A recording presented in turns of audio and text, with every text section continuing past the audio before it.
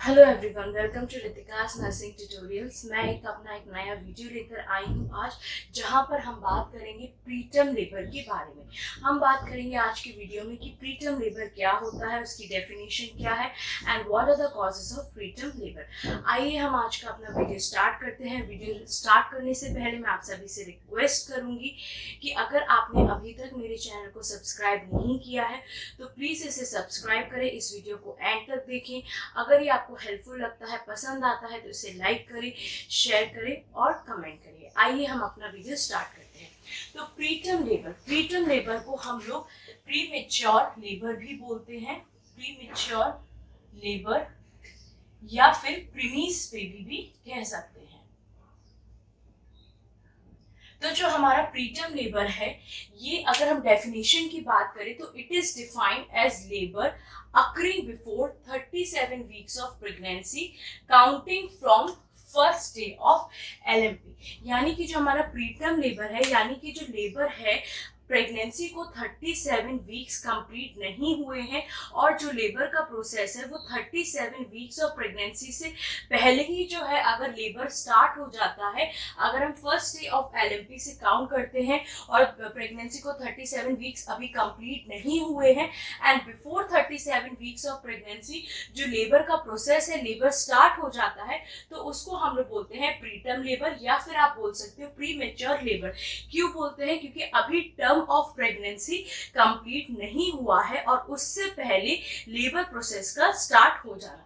तो for example जैसे यहाँ पर हम बात करते हैं कि अगर LMP है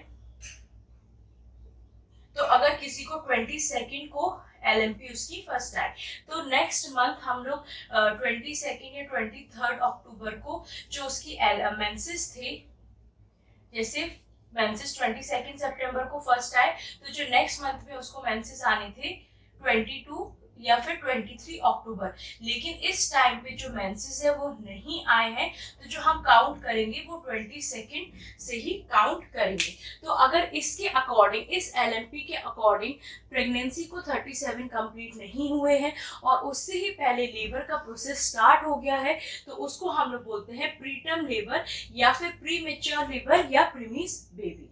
तो यहाँ पर जो हमारा प्रीटर्म लेबर है,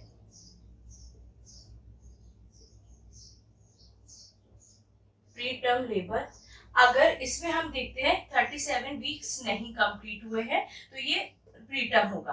फिर उसके बाद है कि अगर प्रेगनेंसी को 37 to 40 वीक्स हो गए हैं तो इसको हम लोग बोलते हैं टर्म लेबर। यानी कि अगर प्रेगनेंसी को इतना समय हो गया है तो हम लोग उसको क्या बोलेंगे? Term labour.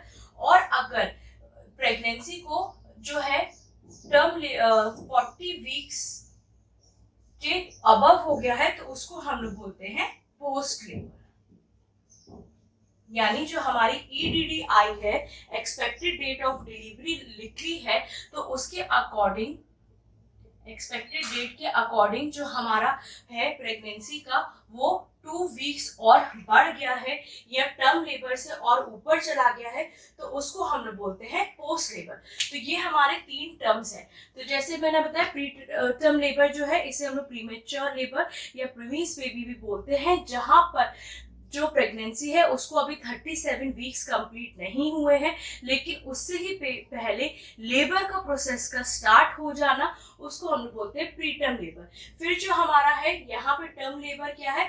अगर प्रेगनेंसी को 37 to 40 वीक्स हो गए हैं अकॉर्डिंग टू EDD डेट, जो हमारी एक्सपेक्टेड डेट ऑफ डिलीवरी है, और हमने पॉजिटिव आया है तो वो हमारा टर्म लेबर है। और अगर अकॉर्डिंग टू EDD डेट अगर प्रेगनेंसी को और 2 हफ्ते बाकी हैं तो उसको हम लोग बोलते हैं पोस्ट लेबर। यानी जो टाइम है प्रेगनेंसी का वो थोड़ा और ऊपर चला गया है according to expected date of delivery, तो उसको हम लोग बोलते हैं पोस्ट लेबर।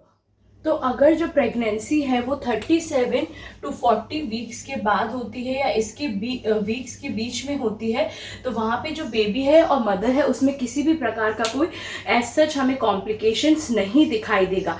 लेकिन जो अगर हम प्रीटर्म लेबर की बात करते हैं तो अगर प्रेगनेंसी 37 वीक्स के पहले हो जाती है तो इसमें बेबी के कॉम्प्लिकेशंस भी अराइज हो जाते हैं, जैसे उसका जो रेस्पिरेटरी सिस्टम है, CVS है, ये प्रॉपर तरीके से क्या होता है इंटरनल जो इसके ऑर्गन्स है वो प्रॉपर तरीके से डेवलप नहीं हो पाते हैं, और साथ ही साथ इसमें क्या होता है कि इन्फेक्शंस के ज़्यादा चांसेस हो जाते हैं, क्योंकि इम्यूनिटी है उतनी अच्छे से बिल्डअप नहीं हो पाती है, क्योंकि अभी क्या है 37 वीक से पहले ही बेबी का लेबर प्रोसेस स्टार्ट हो गया, तो उससे पहले ही प्रेगनेंसी हो गई, तो इससे क्या होगा, उसकी जो इम्यूनिटी है कमज़ोर रहेगी, तो ज़्यादा चांसेस होंगे बेबी को इन्फेक्शन की, यानी जो इन्फेक्शंस है उसके ज़्यादा प्रोन हो सकते हैं, और साथ ही साथ इसमें जॉन्डिस का भी चांसेस बेबी के बढ़ जाता है।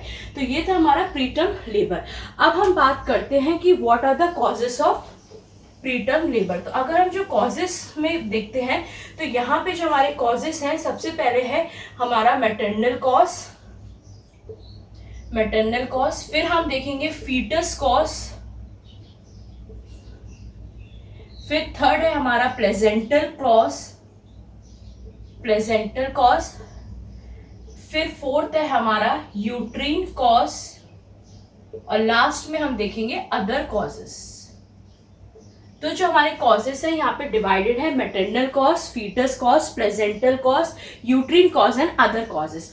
सबसे पहले हम डिस्कस करेंगे हमारे मैटरनल कॉज के बारे में। हम देखेंगे मैटरनल कॉज में वो कौन कौन सी चीजें हैं जिसकी वजह से समय से पहले ही क्या होता है, लेबर कॉज हो जाता है। तो मैटरनल कॉज को हम यहाँ पे डिवाइड करेंगे 2 पार्ट्स में। सबसे पहले रखेंगे हम पास्ट हिस्ट्री,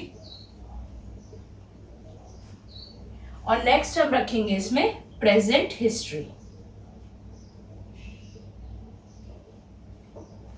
तो सबसे पहले पास्ट हिस्ट्री में अगर जब पेशेंट आता है तो हम उनसे कुछ चीज़ों पूछेंगे जिससे कि हमें पता चल सकता है कि अगर वो चीज़ें हैं पेशेंट के साथ प्रीवियसली हो चुकी है तो there will be chances for preterm labour. तो पास्ट हिस्ट्री में हम पेशेंट से सबसे पहले पूछेंगे previous history of induced abortion, previous history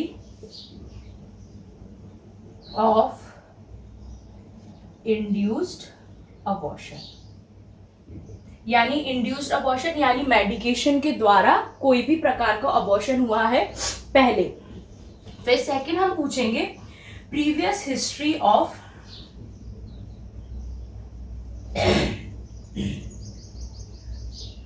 spontaneous abortion, यानी सर्जिकल द्वारा कोई भी प्रकार का पहले अबॉर्शन हुआ है कि नहीं हुआ है। फिर यहाँ पर हम थर्ड देखते हैं प्रीटर्म लेबर, यानी previous history of preterm labour.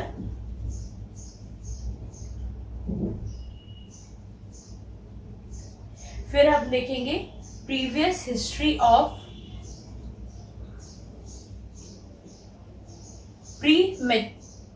Premature rupture of membranes. तो यहाँ पे हमने देखा पास्ट हिस्ट्री में हम पेशेंट से पूछेंगे पहले उसका कोई भी प्रकार का अबॉर्शन हुआ है कि नहीं हुआ है, मेडिकल हुआ है या सर्जिकल हुआ है। फिर हम उससे ये भी पूछेंगे कि अगर जो उनकी फर्स्ट प्रेगनेंसी रही थी तो उस टाइम पे उनका पहले प्रीटर्म लेबर हो चुका है या नहीं हो चुका है। उसके बाद हम देखेंगे अगर उनका जो पहले प्रेगनेंसी हुई थी तो उसमें प्रीमेच्योर रप्चर ऑफ मेम्ब्रेन्स की जो हिस्ट्री है वो थी या नहीं थी। तो ये हमारा आता है पास्ट हिस्ट्री में। इससे हमें एक आइडिया मिल जाता है कि पेशेंट के साथ अगर ये सब हुआ है तो हम उस चीज़ के लिए पहले से ही प्रिपेयर रहते हैं, फिर हम उसी हिसाब से पेशेंट को ट्रीट करते हैं। अब हम देखते हैं जो प्रेजेंट हिस्ट्री में है तो वो कौन कौन सी चीज़ें प्रेजेंट हिस्ट्री में आती हैं जिसकी वजह से प्रीटर्म लेबर कॉज होने के जो चांसेस हैं वो बढ़ जाते हैं। तो सबसे पहले हम यहाँ पे प्रेजेंट हिस्ट्री में सबसे पहले देखेंगे कि जैसे पेशेंट को किसी भी प्रकार की इलनेस अभी है कि नहीं। फॉर एग्जाम्पल हाइपरटेंशन की प्रॉब्लम है या फिर डायबिटीज़ की प्रॉब्लम है, तो ये पहले हम सबसे पहले प्रेजेंट हिस्ट्री में देखेंगे कि प्रेजेंटली पेशेंट को किसी भी प्रकार की इलनेस है कि नहीं। तो प्रेजेंट प्रेगनेंसी में pregnancy illness like pre eclampsia and eclampsia. Pre eclampsia यानी जो प्रेगनेंसी के दौरान जो हाइपरटेंशन है उसका होना, यानी बीपी जो है उसका बहुत ज़्यादा हाई हो जाता है और उसी के साथ साथ आगे चल के वो चीज़ सीजर्स और कॉमा में हो जाती है, बदल जाती है इफ़ इट इज़ अनट्रीटेड। अगर प्री इक्लेम्सिया ट्रीट नहीं हुआ तो हम देखेंगे कि प्रेजेंट हिस्ट्री में पेशेंट को हाइपरटेंशन की प्रॉब्लम है या नहीं है। फिर हम देखेंगे कि उसको डायबिटीज़ या क्रॉनिक इलनेस जैसे कि डायबिटीज़ शुरू से है कि नहीं है, तो वील चेक फॉर डायबिटीज़। उसके बाद हम देखेंगे पॉलीहाइड्रोमिनास की प्रॉब्लम तो पेशेंट को नहीं है, या फिर हम देखेंगे यहाँ पे पेशेंट को किसी भी प्रकार की मेडिकल और सर्जिकल इलनेस तो नहीं है। फॉर एग्जाम्पल ये बहुत रेयर होता है कि पेशेंट का अपेंडिसाइटिस का जो है ऑपरेशन हुआ है, फॉर एग्जाम्पल में सर्जिकल, ये हम लेके चलेंगे। फिर हम देखेंगे एंटीपार्टम हेमरेज और पेल्विक ब्लीडिंग। यहाँ पे हम लोग देखेंगे यूटीआई की प्रॉब्लम तो है नहीं। तो प्रेजेंट हिस्ट्री में हम देखेंगे पेशेंट को अभी प्रेजेंट में किसी भी प्रकार की हाइपरटेंशन की प्रॉब्लम या डायबिटीज़ की कोई प्रॉब्लम चली आ रही है या अभी है या नहीं है। फिर हम देखेंगे मेडिकल हिस्ट्री में किसी भी प्रकार का कोई उसका जो इलनेस है जो बहुत समय से चली आ रही है, जिसकी वजह से अभी भी उसका जो है ट्रीटमेंट चल रहा है, जिसकी वजह से वो ड्रग्स ले रही है, मेडिकेशन चल रही है, या सर्जिकल इलनेस में जैसे मैंने बताया अपेंडिसाइटिस, या पेशेंट की अभी प्रेजेंट में उसे यूटीआई इन्फेक्शन तो नहीं है, या फिर किसी भी प्रकार का एंटीपार्टम हेमरेज। तो ये आता है हमारा मैटरनल कॉज में, जहाँ हमने पास्ट और प्रेजेंट हिस्ट्री को हम इन दोनों को चेक करेंगे, जिससे कि हमें पता चल जाता है कि इन अगर ये सब चीज़ें हैं तो जो लेबर का जो प्रीटर्म लेबर के हैं वो चांसेस बढ़ जाते हैं। इसलिए हमें ये पता करना बहुत ज़्यादा पेशेंट से ज़रूरी है, क्योंकि इसी हिसाब से हम क्या करते हैं, अपने पेशेंट को ट्रीट कर सकते हैं। अब हम बात करेंगे सेकंड फीटस कॉज के बारे में। तो हमारा सेकंड है फीटस कॉज। फीटस कॉज में मेनली हम देखते हैं किसी भी प्रकार का congenital malfunction,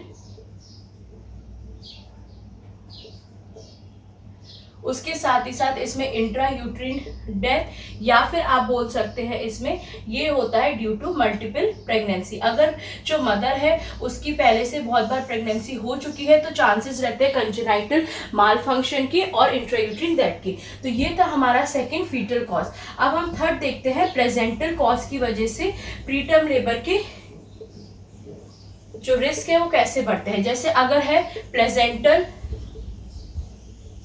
previa and अब्रप्शियो placenta, यानी कि जैसे मैंने आपको पहले भी वीडियो में बताया, प्लेजेंटा प्रीविया में क्या है, जो इम्प्लांटेशन होता है हमारे प्लेजेंटा का वो अपर सेगमेंट में होता है, लेकिन अगर वही जो इम्प्लांटेशन है जैसे ही प्रेगनेंसी स्टार्ट होती है तो उसका जो इम्प्लांटेशन है वो क्या होता है, लोअर सेगमेंट में हो जाता है, तो वो होता है हमारा प्लेजेंटा प्रीविया, जिसकी वजह से क्या होता है आगे चल के क्या होता है, उसके चांसेस रहते हैं कि प्लेजेंटा समय से पहले डिट्रॉइट होना शुरू हो जाता है। तो एक वो भी कॉज होता है जिसकी वजह से लेबर कॉज होगा, क्योंकि अगर वहां से पहले ही प्लेजेंटा हटने लगेगा अपनी जगह से तो लेबर प्रोसेस स्टार्ट होगा। फिर है हमारा एब्रॉप्शियो प्लेजेंटा, यानी कि जो है एब्रॉप्शियो प्लेजेंटा में क्या हो, इम्प्लांटेशन अपर सेगमेंट में है लेकिन समय से पहले क्या होता है, जो उसका अटैचमेंट है डेसिडुआ से, वो जो अटैच रहता है उसका सेपरेशन होने लगता है समय से पहले, तो ब्लीडिंग स्टार्ट हो जाती है, तो दैट इज योर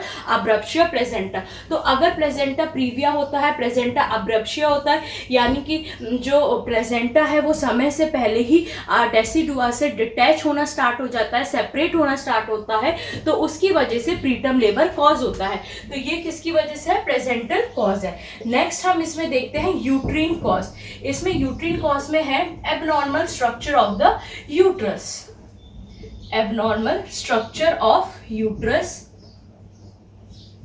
यानी सबको पता है हमारा यूट्रस कैसा होता है, इस तरीके से होता है, लेकिन अगर हमारे यूट्रस में इस तरीका सा जो शेप बन जाता है, तो इसमें क्या होता है कि बेबी कैरी तो होता है, लेकिन जैसे जैसे गेस्टेशनल बढ़ता है, बेबी बढ़ता है, तो जो ये यूट्रस है ये क्या करता है, इसकी जो मसल्स है सर्वाइकल, इसमें इनकॉम्पिटेंसी हो जाती है, यानी जो इसकी मसल्स है उस बेबी के वेट को होल्ड नहीं कर पाती है, जिसकी वजह से कॉज होता है हमारा प्रीटर्म लेबर, यानी due to the abnormal structure of uterus, और आप बोल सकते हो सर्वाइकल इनकॉम्पिटेंसी, यानी जो मसल्स होती हैं वो बेबी के वेट को नहीं होल्ड कर सकती हैं, नहीं झेल पाती हैं, जिसकी वजह से प्रीटर्म लेबर होता है। अब हम नेक्स्ट देखते हैं हमारा अदर कॉजेस।